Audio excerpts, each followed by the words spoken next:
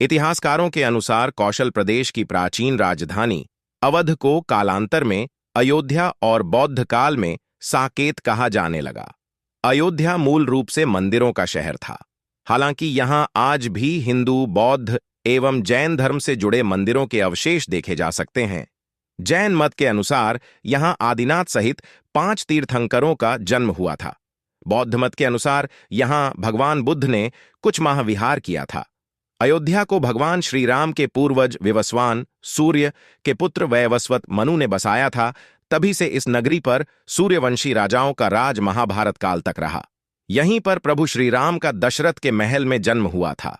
महर्षि वाल्मीकि ने भी रामायण में जन्मभूमि की शोभा एवं महत्ता की तुलना दूसरे इंद्रलोक से की है। धन धान्य व रत्नों से भरी हुई अयोध्या नगरी की अतुलनीय छटा एवं गगनचुंबी इमारतों के अयोध्या नगरी में होने का वर्णन भी वाल्मीकि रामायण में मिलता है। कहते हैं कि भगवान श्री राम के जल समाधि लेने के पश्चात अयोध्या कुछ काल के लिए उजाड़ सी हो गई थी, लेकिन उनकी जन्मभूमि पर बना महल वैसे का वैसा ही था। भगवान श्री राम के पुत्र कुश ने एक बार पुनः राजधानी अयोध्या का पुनर्निर्माण कराया। इस निर्माण के बाद सूर्यवंश की अगली 44 पीढ़ियों तक इसका अस्तित्व आखिरी राजा महाराजा बृहदबल तक अपने चरम पर रहा। कौशलराज बृहदबल की मृत्यु महाभारत युद्ध में अभिमन्यु के हाथों हुई थी। महाभारत के युद्ध के बाद अयोध्या उजट सी हो गई, मगर श्रीराम जन्मभूमि का अस्तित्व फिर भी बना रहा।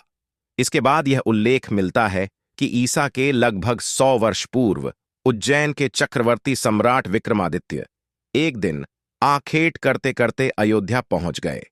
थकान होने के कारण अयोध्या में सरयू नदी के किनारे एक आम के वृक्ष के नीचे वे अपनी सेना सहित आराम करने लगे। उस समय यहां घना जंगल हो चला था, कोई बसावट भी यहां नहीं थी। महाराज विक्रमादित्य को इस भूमि में कुछ चमत्कार दिखाई देने लगे। तब उन्होंने खोज आरंभ की और पास के योगी व संतों की कृपा से उन्हें झांत हुआ कि यह श्री राम की अवध भूमि है।